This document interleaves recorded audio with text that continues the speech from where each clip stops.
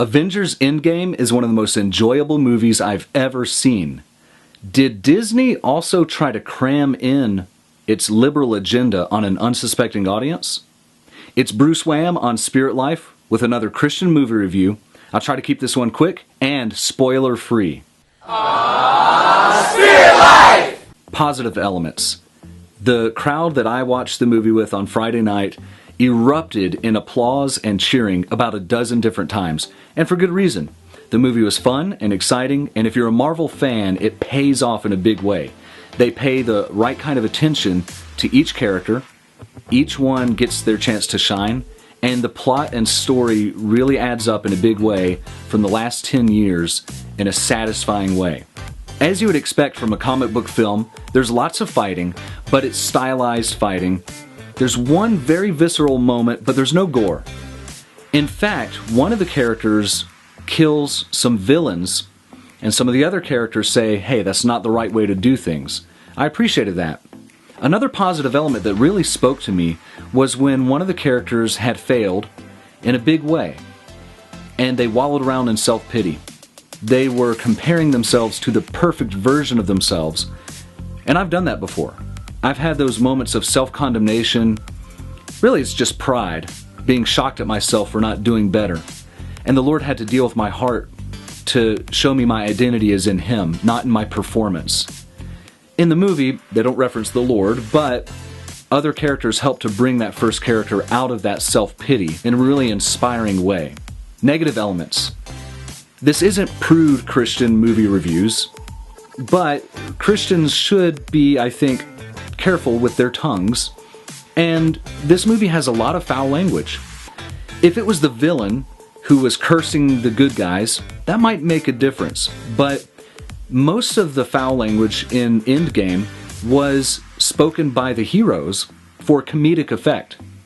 It troubles me, especially because there were children on screen, not in the audience, but in the movie themselves, who were involved with the use of curse words. Now again, it's not that I'm trying to be a prude, but it troubles me when there's that foul language being used for comedic effect, almost as if to normalize those words, especially for children. I wouldn't take my kids to this film by any means. My kids are 9 and under, so keep that in mind. It is PG-13 for a reason, and I think that the language actually had a pretty large portion to do with that. Now for the controversy. It wasn't clickbait. There really is a scene that the studio shoehorned into the film in a way that seems out of place, just so they could drive home part of their liberal agenda.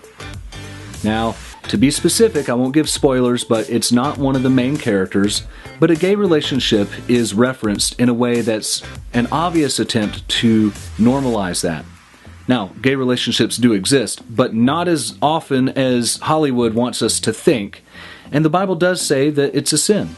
And so this is not the video to try to get into that whole topic on Scripture, but as a Christian movie review, be mindful that the studio is blatantly trying to force this idea on the audience in a place that really doesn't belong. Honestly, it feels like it's totally outside of the normal plot and tone and everything else. I almost walked out of the theater. Not because I'm offended by homosexuality, I have gay friends, I love everybody. But because I can't stand the thought of supporting Hollywood when they're forcing stuff on us, and it just rubs me the wrong way. It wouldn't be the first time I've walked out of a theater, by the way, so don't take that as the most dramatic statement ever. If I don't like a film, I do not have to finish it. I'm not that personality type. If I don't like what's going on, or there's something that really rubs me the wrong way from a Christian perspective, I just turn it off or walk away. Now, knowing that this is present, and if that does bother you the same that it bothers me, you might just wait until it comes out on DVD and skip that scene. On the other hand, if you're a Marvel fan, you're probably going to see it in the theater. I hope that these spoiler-free comments have given you just enough to think about on whether or not you're going to go see the film yourself. Don't forget to share and to like and subscribe. I really appreciate the support. Be blessed.